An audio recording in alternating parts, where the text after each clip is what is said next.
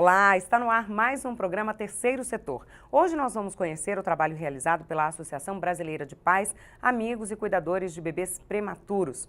A ONG Prematuridade.com nasceu em 2011 com um blog e uma página em uma rede social. Com sede no Rio Grande do Sul, hoje ela desenvolve atividades em todo o país. Para falar mais sobre este trabalho, eu recebo aqui no estúdio a Aline Heinemann, vice-diretora executiva da ONG Prematuridade.com, Lilian dos Santos Rodrigues Sadek, vice-presidente da Sociedade de Pediatria de São Paulo, Gustavo Cabral, pai de um bebê prematuro, e Daniel Neres, jornalista e voluntário da ONG Prematuridade.com. Muito obrigada pela presença de vocês aqui no estúdio da TV Alesp. Eu vou começar então com a Aline me contando quando surgiu, como é que surgiu, que história é essa de ter de repente um blog e uma página numa rede social e virar tudo isso? Então, mais uma vez, obrigada, pelo convite para a gente poder estar compartilhando esse trabalho que a gente está desenvolvendo, então, formalmente desde 2014, como uma associação. Eu sou enfermeira de formação, enfermeira neonatologista, então trabalhei dentro da UTI neonatal do Hospital do Rio Grande do Sul e junto comigo trabalhava a Denise, que é a fundadora e diretora, então, da associação, que é a nutricionista. Nós tínhamos muita vontade de fazer mais do que fazíamos dentro da UTI neonatal. Esse foi o grande, vamos dizer assim, a mola, para a gente poder transformar esse trabalho que a gente fazia lá dentro em algo mais. Então a Denise se desligou da instituição pensando em fazer outras coisas e ter mais tempo para se dedicar às famílias dos bebês prematuros. Que esse a gente via que apesar da gente oferecer o melhor atendimento tecnológico e também humano, que após a alta dessas famílias da UTI neonatal, eles não tinham toda essa cobertura, todo esse atendimento. Então, com isso, se começou então o blog, começamos a escrever a respeito de prematuridade, compartilhar a respeito de prematuridade, e a gente viu que o blog ele ficou pequeno. Então, a gente criou a página no Facebook, onde hoje a gente tem mais de 3.000 famílias, a gente tem mais de 3.000 famílias cadastradas, e começamos com os cadastros e elas nos pediam mais. E no Brasil não existia nenhuma organização que trabalhasse em todo o território nacional.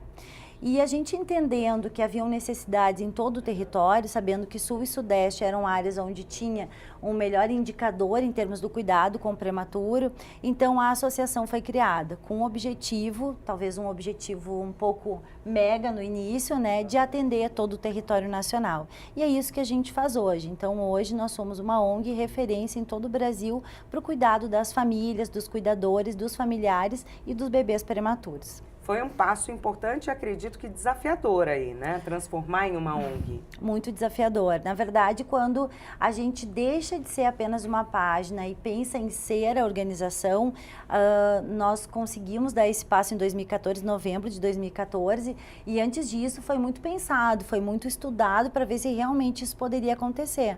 Porque muitas vezes as entidades, elas sofrem um pouco de preconceito no início. Quando tu dá o start inicial, a primeira coisa que nos perguntavam era a qual hospital ou universidade que vocês estão associados, que vocês são vinculados. E a ONG Prematuridade.com, ela não é vinculada a nenhuma instituição, nenhum hospital. A gente quer realmente ser parceiro e trabalhar junto com todas as instituições, todos os hospitais.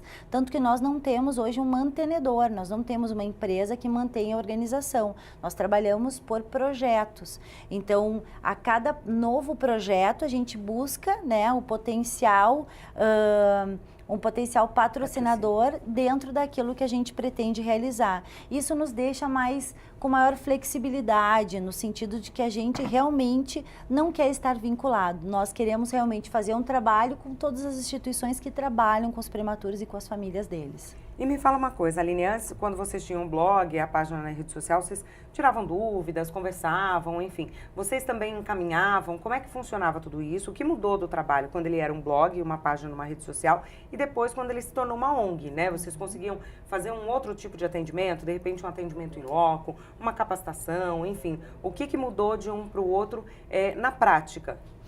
Quando nós começamos com o blog, a ideia foi alimentar as famílias de bebês prematuros com informações.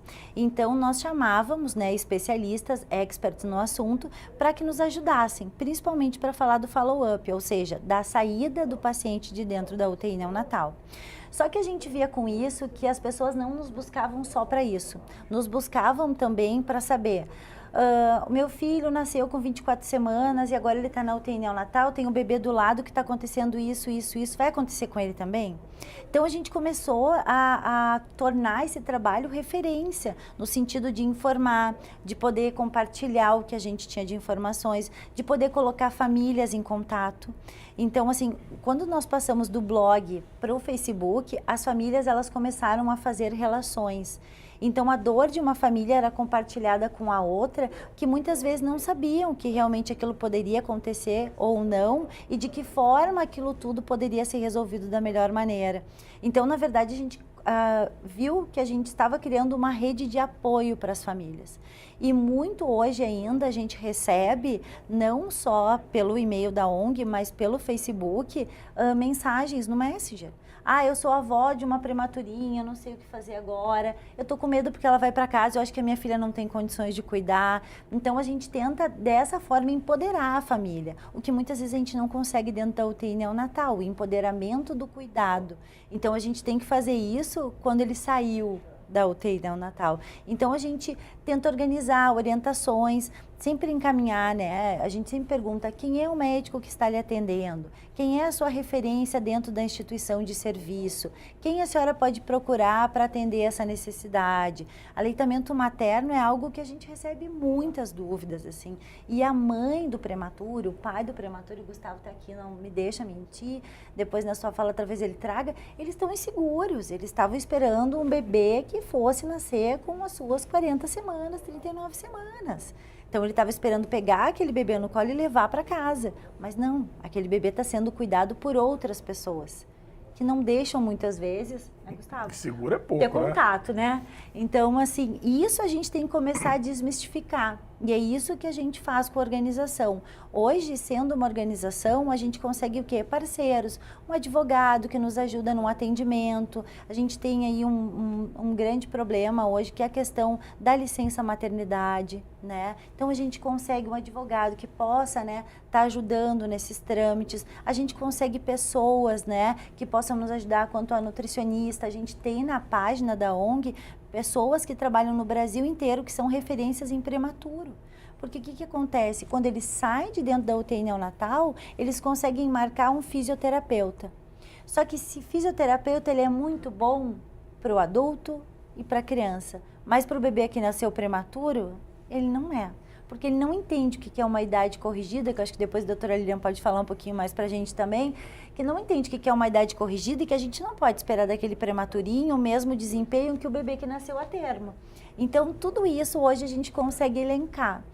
E quanto à questão de capacitação, a gente entendeu, e obviamente que eu como enfermeira puxei um pouco para o meu lado, a gente entendia que as equipes para trabalharem com bebês prematuros, elas tinham que ter capacitações focadas, mais destinadas a isso. Então, nós criamos uma página específica para os profissionais de saúde.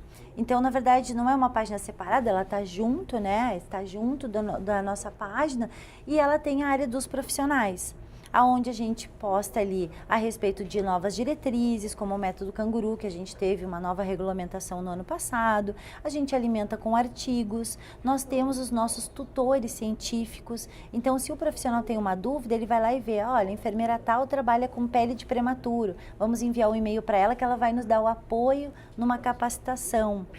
No ano de 2017, nós capacitamos mais de 2.500 técnicos de enfermagem e enfermeiros em todo o Brasil. Numa parceria com a Johnson & Johnson, nós realizamos um curso que foi presencial e também online de cuidado com a pele do prematuro. foi o start por entender que a questão da pele é uma das questões que mais causa infecção e que aumenta o tempo de internação do prematuro. Então, esse ano nós temos alguns projetos de educação em saúde de novo e a gente sempre tenta promover a integração das equipes. Então, ele é interdisciplinar. Nesse de pele tinham fisioterapeutas, fonoaudiólogos, enfermeiros, médicos, todo mundo junto para auxiliar nesse cuidado. A gente vai falar daqui a pouquinho mais sobre esses projetos aí, né, 2019, o que tem, mas eu queria que a Lilian falasse um pouquinho sobre a importância da ONG, né? Pelo que eu tive a impressão, daqui a pouco a gente vai saber do Gustavo também, mas assim, tô com meu bebê no braço, depois de tanto tempo. E agora, né?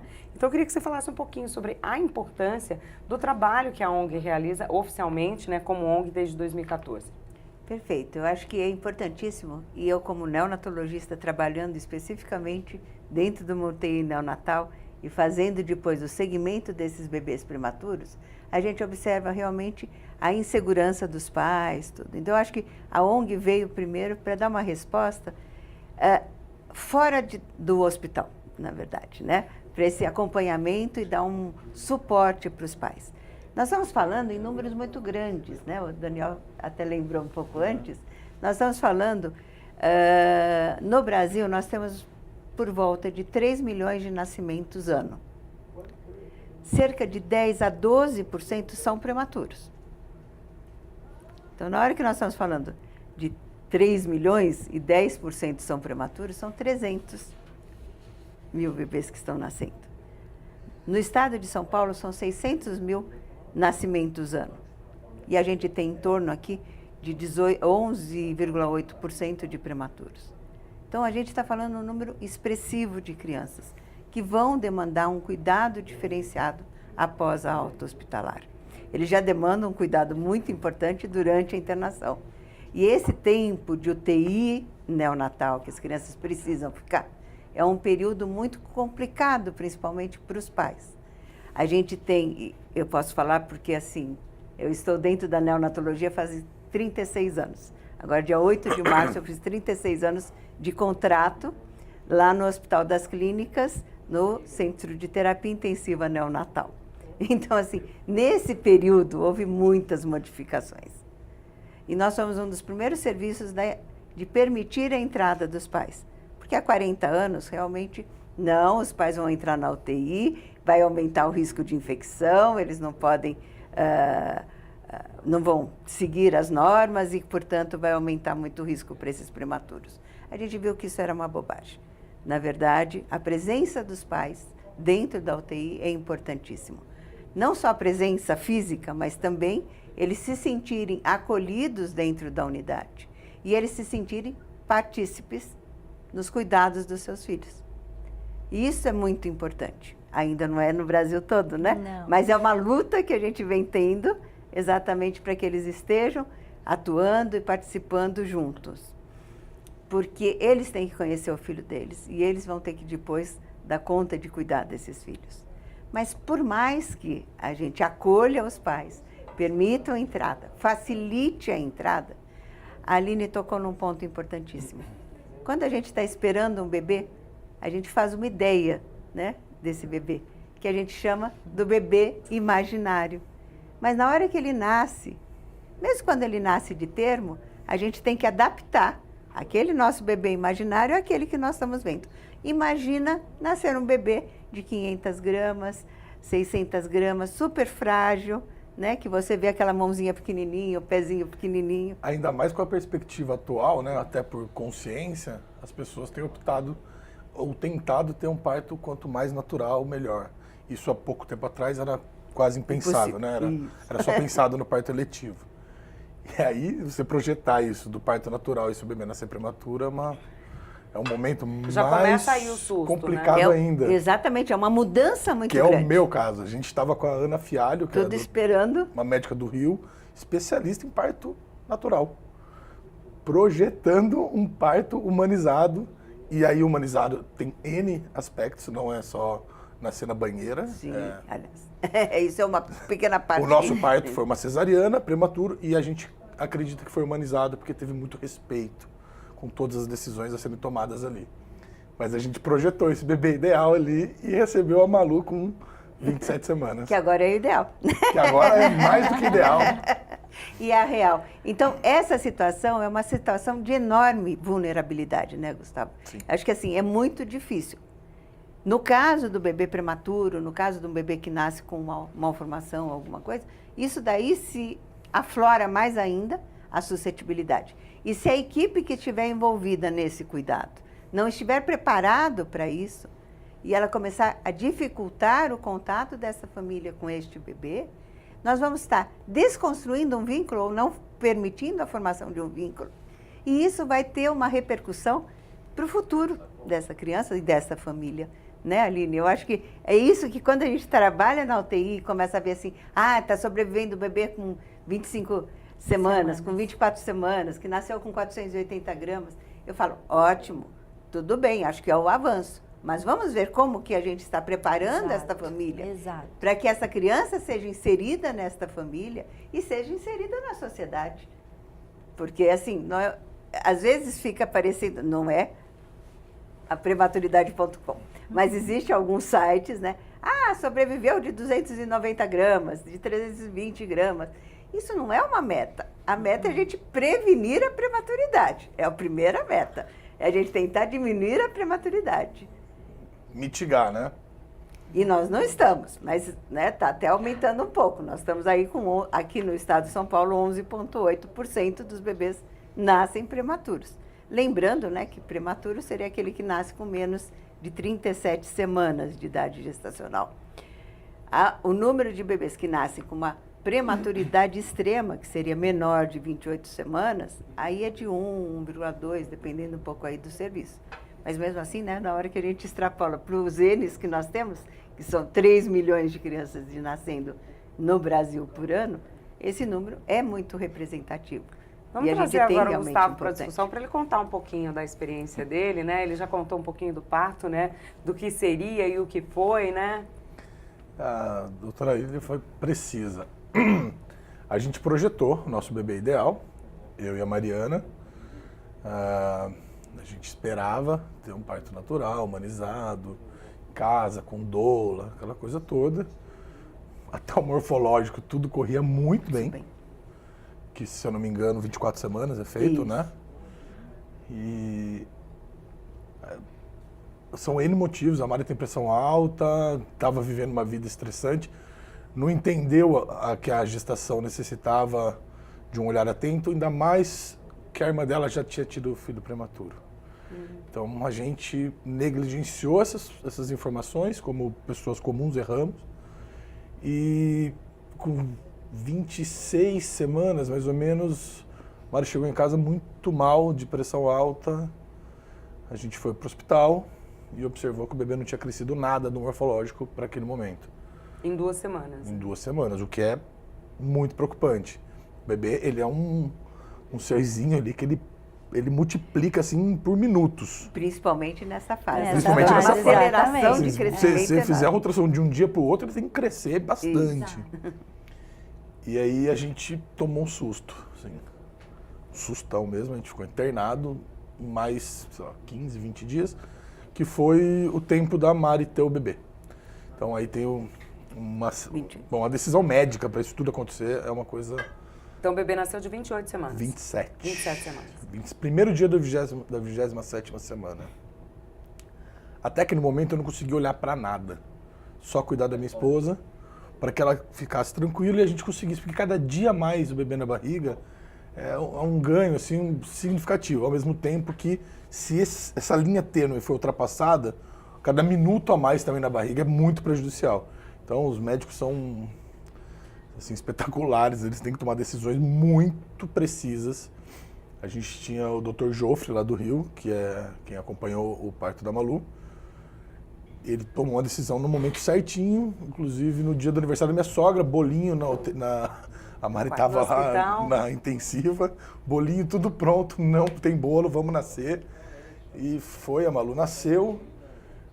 Às 19h19, eu consegui acompanhar ali um pouco a descida para a UTI, mas esse primeiro momento a UTI fica fechada, que é um momento muito delicado, né? As primeiras 24 horas.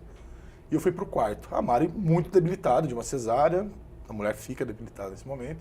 E é por isso até que é legal de eu estar aqui. Se fosse a Mari, seria legal também, mas eu sou pai, né? Uma coisa diferente, né? A gente está acostumado a falar de maternidade só pro lado da mãe. É um olhar diferente, né? E nesse caso, o pai é muito importante, porque a mãe está debilitada e o bebê não está no colo dela, o bebê está lá na UTI. Quem tem acesso, quem faz essa ponte com a família, sou eu nesse caso. E então, eu deitei na minha cama lá do hospital, a Mari dormindo, da anestesia ainda, aí eu dei um Google e achei prematuridade.com. Eu comecei a ler. Foi aí que eu comecei a entender em que universo eu estava entrando. Eu não tinha... Até aquele momento eu não tinha pensado em nada. Só em vai sobreviver, vamos fazer o melhor possível aqui, concentra. Nasceu, tá bem?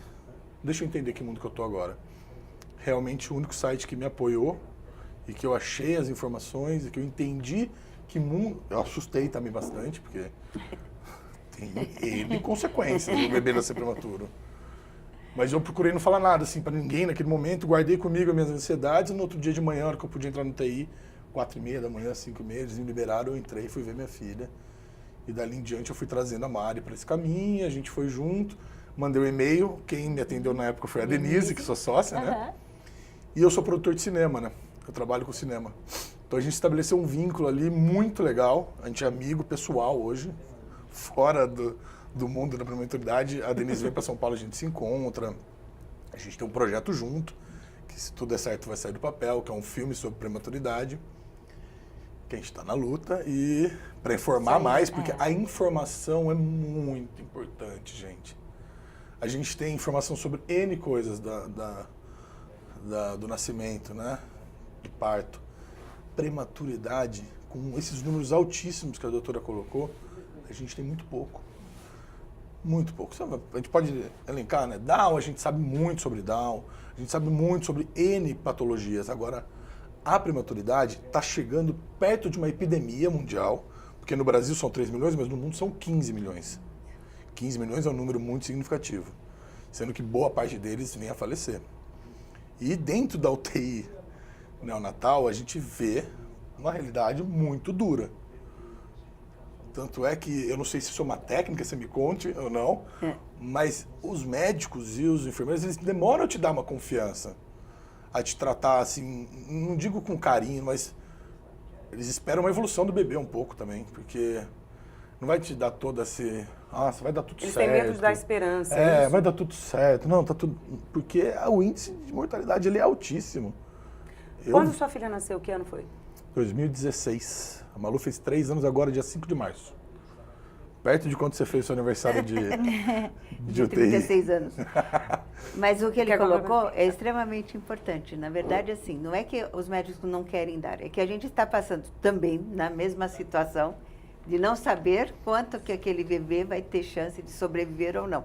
Porque muitas vezes os pais vêm perguntando assim, mas quantos % de bebês que nascem com 27 semanas e 1 dia, e realmente a gente valoriza, porque a gente fala assim, é 27 semanas e 1 dia, é 27 semanas e 2 dias, porque cada dia faz diferença em relação à sobrevida e em relação às consequências futuras que ele pode vir a apresentar. Então, no início, a gente tem que estar mantendo os pais informados e muitos médicos e enfermeiras, mas muitas vezes a equipe fica com medo de fazer vínculo. Eu já sou diferente, talvez por causa do tempo que eu trabalho dentro de UTI neonatal, eu acho que independente do tempo que a criança vai ficar conosco, né? E isso vai ficar pode ser uma neste mundo. sensação minha também, tá? Não, eu sei, mas vai ficar no mundo. A gente tem que fazer com que os pais se interessem por aquela criança, comecem a fazer vínculo, porque essa criança faz parte da sua vida.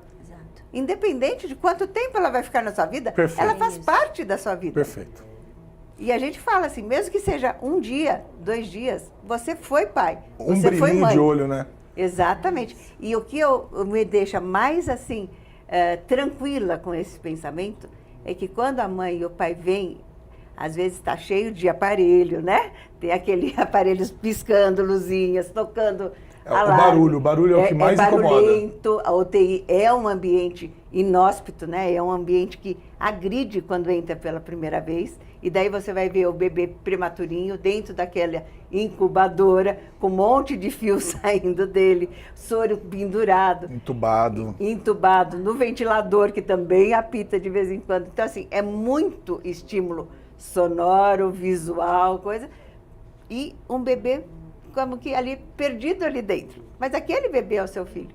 E eu acho que é nisso que a gente tem que se pegar. Então, a gente, quando eu falo, quando dou aula, tudo, eu cito muito isso. Eu acho que, assim, independente da chance do bebê, é o seu filho. E, portanto, para o seu filho, pode ser 100% se ele sobreviver, não é? A Malu não sobreviveu, não está aí para mostrar isso. E daqui a pouquinho a gente vai contar também como é que o Daniel veio para a ONG, né, e o trabalho que ele faz lá, tá? O programa Terceiro Setor vai agora para um rápido intervalo, não saia daí que a gente volta já já.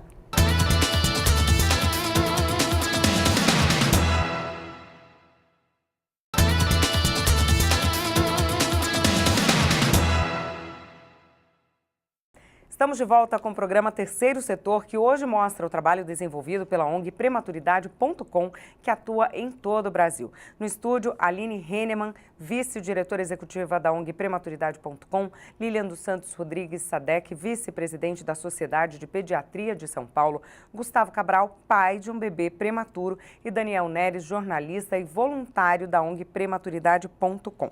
Daniel, no primeiro bloco você ficou aí só assistindo e ouvindo todas as informações que os colegas trouxeram. Quero saber como você chegou até a ONG Prematuridade.com, se foi o Daniel Pessoa, se foi o Daniel jornalista, né? E como é que você está agora inserido nesse trabalho tão bonito? Então, eu conheci o trabalho da ONG em 2016. Eu estava representando uma outra ONG de Santos que atua na causa da hepatite C, que meu pai é paciente. Eu também sou voluntário. E no networking eu conheci o trabalho delas com a prematuridade e fiquei apaixonado. Abracei a causa e nesse mesmo ano, em novembro, eu fiz o meu primeiro trabalho para eles, que foi fotografar um piquenique com prematuros no Parque do Ibirapuera. E ali eu fiquei realmente tocado, eu senti a importância do trabalho delas e entrei no barco. E hoje eu estou, agora cada vez trabalhando mais com elas e fazendo a parte de atualização de site, de mídia social, de assessoria de imprensa. Tem um Instagram, porque antes da gente começar o programa ele já estava aqui fotografando tudo, né, para colocar no Instagram também, né, Daniel? Assim que acabar já vou publicar os stories. Como que o pessoal encontra vocês no Instagram? É prematuridade.com. Prematuridade.com. Isso, escrito.com. Então, todo esse trabalho de comunicação, de mídia, você que toma conta, você que está à frente aí para ajudar na divulgação? Isso, eu não estou sozinho, tem outras pessoas que trabalham com a gente e o grupo de voluntários está crescendo. Atualmente a gente tem um grupo de WhatsApp com 27 voluntários de 9 estados diferentes. Então, é uma coisa não que só voluntários voltados à comunicação, voluntários em geral? Não, a maior parte dos voluntários é de famílias, de familiares de prematuros, né? E a minha ideia é trabalhar cada vez mais com eles e dar seguimento a esse trabalho. Você é pai? Sou pai, sim. Mas não passou pela experiência da prematuridade? Não passei pela experiência, mas entendo toda a dificuldade que envolve, né, o nascimento prematuro. Maravilha, parabéns. Eu queria que a gente entrasse agora explicando um pouquinho, né? Quem que tem risco de ter um parto prematuro, né? O Gustavo trouxe um pouco da situação da esposa dele, a questão da pressão alta, a irmã dela também já tinha tido um parto prematuro. Mas assim, quais são os fatores, né? O que determina? Enfim, eu acredito que se tiver alguma gestante nos assistindo, vai querer também ter essas informações, né?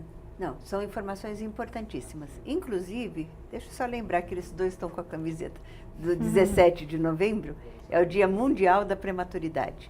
E acho que é um momento onde a gente para muito para discutir, junto com a obstetrícia, né, as causas da prematuridade e como evitar.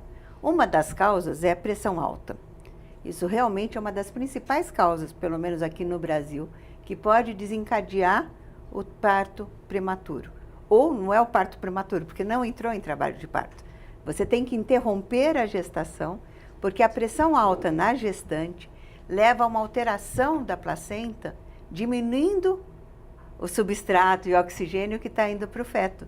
E por isso que o Gustavo tão bem definiu aí que não tinha crescido nada em 2 semanas. Por quê? Porque a placenta vai ficando insuficiente, vai levando a um outro termo que ele usou agora, que é a centralização, que na verdade isso é um sinal ultrassonográfico que os obstetras vão estar analisando como que está sendo a reação, no caso ali da Manu. Do Doppler. Isso, olha lá, ele já conhece Centralização todos do os Doppler. termos. É o exame que fazia de manhã, de tarde, É de de noite. noite. No hospital, enquanto a sua esposa estava internada. É isso Antes que de é a indicar. avaliação, se nasce ou não nasce naquele dia, Isso. é através desse exame. Exatamente. Então, uma das causas é a hipertensão. Aí a gestante tem que ficar internada, tem que fazer todo esse controle. Ele foram muito bem assistidos, porque tem que ir fazendo esse controle. E como o Gustavo bem colocou, é um momento assim, aqui é melhor ficar mais um dia dentro da barriga da mãe, ou é melhor já tirar e correr o risco aqui fora, mas a gente ter condições dentro de uma UTI neonatal de cuidar. Tem outras doenças maternas que também podem levar à prematuridade. Então, tem a diabetes, doenças reumatológicas, tem alterações do colo do útero. Se o colo é muito curto, começa a gravidez se desenvolvendo, o útero vai crescendo, esse colo começa a ficar permeável. Então, é o risco também do colo curto. Mas tudo isso pode ser minimizado com bom acompanhamento pré-natal. Acho que isso é importantíssimo, esse acompanhamento pré-natal. Lilian, você trouxe também que tem aumentado o número de prematuros, né, no Brasil. Você falou sobre a prevenção, né? Como trabalhar isso? São campanhas, eu vi que vocês fazem campanhas nessa data, né, do dia 17 de novembro, tem outros projetos aí desenvolvidos durante todo o ano, mas enfim, como prevenir, né? De que forma trabalhar para que esse cenário mude? Então, nós temos como eu estava falando, várias causas de prematuridade. E o que você tem que trabalhar aqui é muito melhorar o acesso ao pré-natal e que esse acesso seja precoce, ainda no primeiro trimestre de gestação. E vou até aproveitar a fala do Gustavo, que foi muito rica. Como ele falou, eles estavam no primeiro filho, né, numa situação ideal, pensando no bebê Casal ideal. jovem, a princípio saudável. Exatamente. Mas daí começou a surgir um problema, que foi a hipertensão pulmonar, hipertensão arterial da mãe. Na verdade, ele mesmo colocou, a mãe com trabalho, com as pressões do dia a dia. E eu acho que a sociedade tem levado muito isto, né? A mulher, mesmo quando gestante, ela quer, não digo que seja a sociedade, porque a mulher também quer, ela quer continuar trabalhando, quer continuar fazendo tudo que tem que fazer. Performando. Exato. E é justo isso. Só tem que ter atenção, Só né? tem que ter a atenção, exato. Eu acho que é isso. E que o pré-natal, o obstetra, tudo, está conversando e fala assim, olha, é um momento de 9 meses, que a gente gostaria, né? Que todos fossem de 9 meses, onde a gente tem que ficar um pouco mais, a mulher mais introspectiva, tem que pensar um pouquinho. Tem que desacelerar, né? Desacelerar, perfeito. Eu acho que é isso mesmo, é desacelerar. Por quê? Porque tá gestando, né? Está criando uma vida dentro E aqueles 9 meses daquele filho você nunca mais vai viver, né? Nunca mais vai viver. Com certeza, né? Isso nunca vai ter vai viver com outro filho, pode ser, Exato. mas com aquele filho. Mas Mas uma sempre é mesma diferente. experiência. É, Sempre é. diferente. Eu ia falar, é sempre diferente. E uma coisa importante, né? Lembrar também que as questões relacionadas ao abuso de drogas, né? E drogas, quando a gente fala, não é o crack, não é cocaína. Eu tô falando de álcool, eu tô falando de cigarro. Isso aumenta também as questões relacionadas à prematuridade. As adolescentes, a gente tem uma relação direta da adolescência com o nascimento prematuro, o que muitas vezes, né, a gente fala dentro das UTIs, a gente tem 2 crianças para atender, que é um prematuro e mais uma criança que está ali junto acompanhando. Então, isso também aumenta muito a vulnerabilidade desse prematuro. Nós temos hospitais espalhados no Brasil, onde nós temos nascimentos prematuros de mães adolescentes que abandonam os filhos. Que já seria difícil receber um filho a termo, imagina receber um filho, isso é relato, isso está descrito, elas escrevem para a gente também. Eu não posso ter um filho assim pequeno, eu não vou conseguir cuidar, Ninguém me falou que ele podia nascer assim. Ninguém me falou. Então, assim, quando a gente pensa, né? Eu não sei se a Mariana, se vocês fizeram curso de gestante, se chegaram a fazer ou não deu tempo, A né? prematuridade é uma doideira, né? Porque você não faz nem o chá de Porque bebê, isso. a barriga não cresce. Interrompe tudo. Exato. A foto da Mariana para com a barriga tudo. maior é menor que a minha hoje. É verdade. Mas é, Se olhar a foto da interrompeu Mariana, o isso. máximo de grávida dela, ela tá normal. Ela não tem uma barriga de grávida. Aquelas fotos lindas. Aquele ensaio que hoje em dia todo Não. mundo faz. A Tá gente bom. fez um chá de bebê com 1 ano da Malu. Junto. Porque Isso é interessante. não tinha como fazer. Em que sentido? Quando eu entrava para dar o curso de gestantes no hospital, eu dizia assim, olá, boa noite, eu sou a Aline, sou enfermeira da UTI neonatal. Gente, eu ia para dar aula de cuidados com recém-nascido. Quando eu falava que eu era da UTI neonatal, as mães me olhavam e falavam, o que ela está fazendo aqui? Não vai nascer prematuro. Por que ela está aqui? Eu não vou falar sobre prematuridade, eu vou falar sobre os cuidados com o bebê. Então, assim, quando a gente fala de UTI, o próprio nome, né, a sigla UTI, Unidade de Terapia Intensiva, ela remete à perda. Ainda hoje, eu não sei se a senhora concorda comigo, Ela doutora. assusta, né? Ela assusta. assusta. Então, eu não quero saber disso, eu quero ter uma gestação tranquila, então eu não quero saber o que é prematuridade. Até porque tem muito romantismo, né, na Sim. maternidade. E é preciso, esses cursos também ajudam a desromantizar um pouco Sim. e trazer a mulher para a realidade. Vai chorar, vai ter cólica, Vai. vai machucar o peito, Vai. enfim, né? Tem que ter Exatamente. essa realidade. Então elas já vão para o curso, assim, muito românticas. E aí você solta a sigla UTI, elas querem sair correndo, né? Eu imagino. Eu terminava de falar, se olhavam. Eu disse, os entreolhares já me dizem tudo, elas não me querem aqui. E isso é muito importante. Uma coisa que tu trouxeste, né? A Malu foi para UTI neonatal e aí naquele momento eu não fiquei com ela, né? Que foi o teu caso. E hoje a gente tenta fazer um pouco diferente esse processo. Se a Malu foi para a UTI neonatal, hoje alguns hospitais já vão convidar o Gustavo a ir até a UTI neonatal. De imediato? De imediato. Por que isso? Porque a partir do momento que eu nego a entrada do pai na UTI neonatal, ele sai de lá com uma pulga atrás da orelha que se transforma num elefante, não é mesmo, doutora? Porque eu não sei o que está acontecendo. Eu não sei o que estão fazendo, por mais que eu acredite que é o melhor, eu não sei. Perfeito. Eu não sei o que É que aí que eu coloco que o meu parto foi humanizado. O Dr. Joffre, no caso, ele sentou com a gente. Do momento que falou vai nascer, foram 3 horas de conversas de A a Z, tudo o que ia acontecer. Mesmo se eu tivesse ido com a Malu, seria incrível. Mas mesmo nesse momento, ele falou, é um momento delicado pra gente, a equipe médica tá atuando com toda a força ali dentro, é o momento mais delicado, então a gente prefere fechar por, em média, 1, 2 horas. Depende do que vai acontecer, né? Porque se piorar o quadro ali, isso pode se prolongar. Mas se eu pudesse ir, seria perfeito. Mas no meu caso, eu não fiquei com dúvida. Eu sabia exatamente O que cada estavam fazendo. passo que seria dado. Isso é muito importante.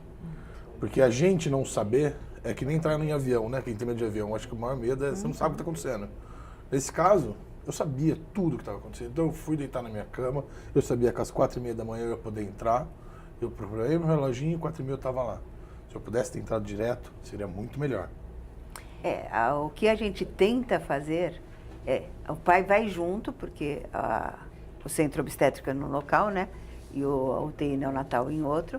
Esse transporte que você vai sair com o bebê prematuro de incubadora lá do centro obstétrico para ir para a UTI, que o pai ou o outro acompanhante, às vezes é a avó, às vezes é uma amiga, quem estiver lá, né? Vá junto.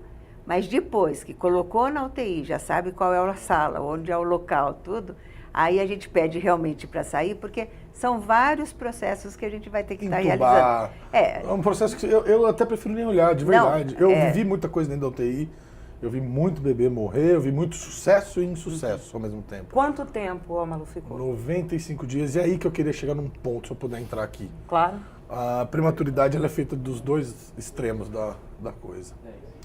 Então a gente está falando aqui de como, né, mitigar isso, mas o mitigar ele passa por uma série de questões de educação, de desenvolvimento de país, de uma série de coisas. Eu queria aproveitar que o nosso programa é dentro da LESP e eu queria colocar uma das coisas mais importantes que a gente tem hoje.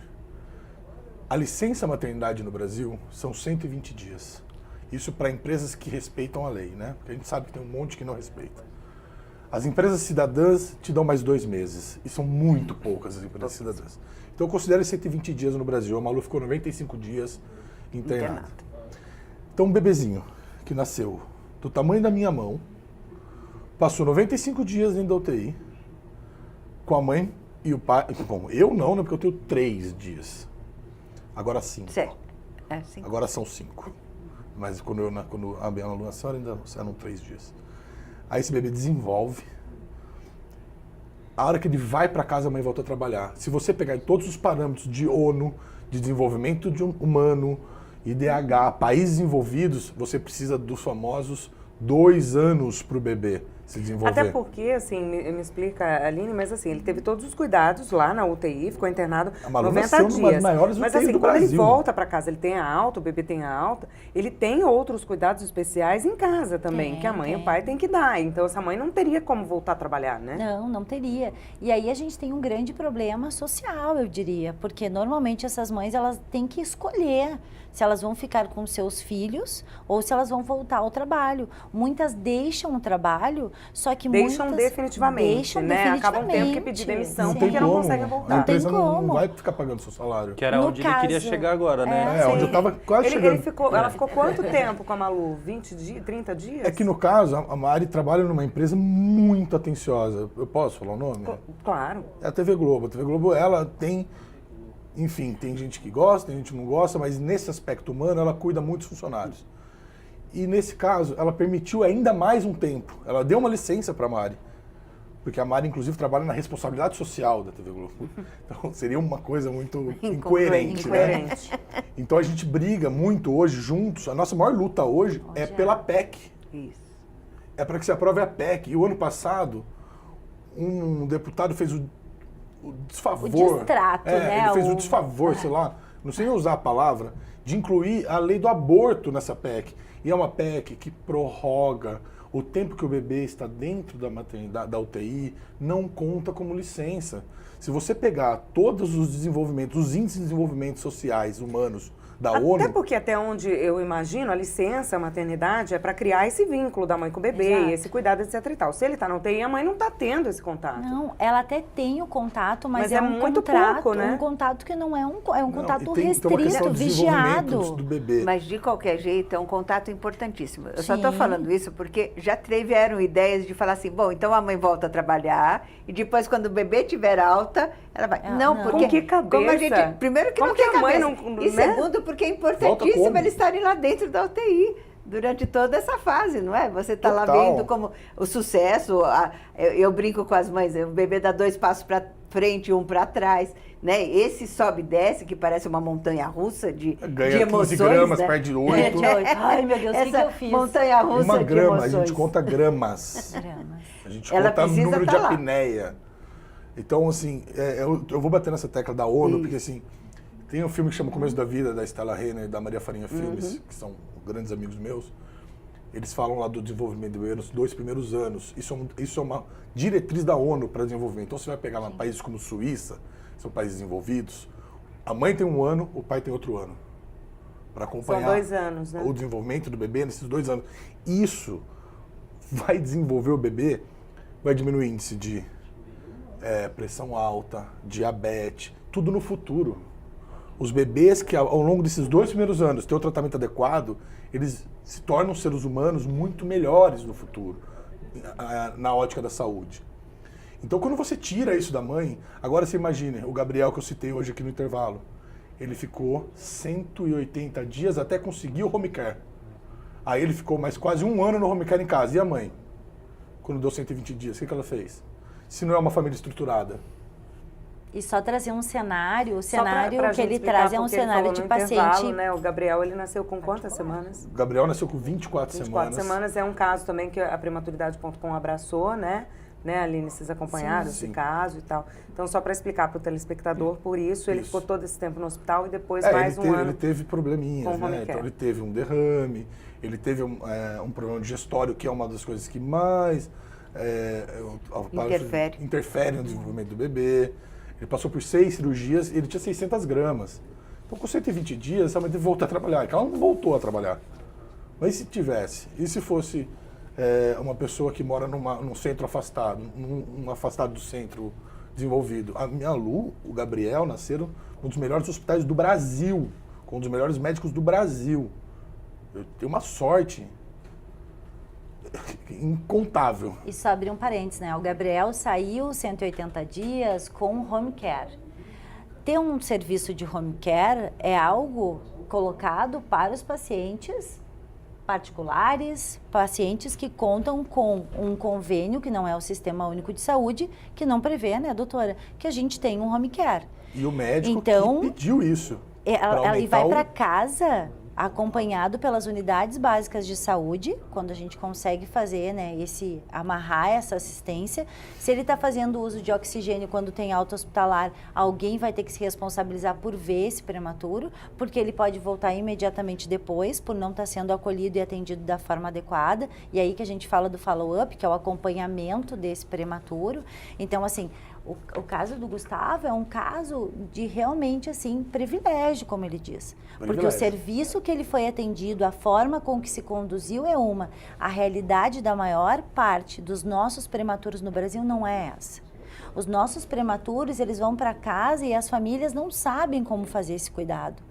Muitas vezes esse prematuro, ele precisa de um suporte de oxigênio e ele não tem. E ele aumenta o tempo dele de internação, aumenta a infecção e pode acabar aumentando a morbimortalidade porque ele não teve condições de ir para casa. É sobre isso que a gente está falando hoje. Então, assim, as questões relacionadas à prematuridade e um pouco do descaso com isso, e daí eu trago que a ONG trabalha com a questão de advocacy, né? E hoje a nossa maior luta realmente é a licença, porque eu sei que essa mãe que está lá no hospital de clínicas, se ela conseguir ficar todo o período que o bebê está internado, oferecendo leite materno, e que ela tenha o período dela depois para poder continuar oferecendo leite materno para essa criança, vai fazer a diferença no futuro desse prematuro. Isso é o mínimo. Isso é o mínimo. Isso é o mínimo. A gente tem hoje, né, doutora, vários estudos mostrando que o contato do pai e da mãe junto do bebê, ele diminui vários agravos no futuro. O bebê canguru é prova cabal disso. E é de graça, né? E não é custo, não é? Não aumenta custo.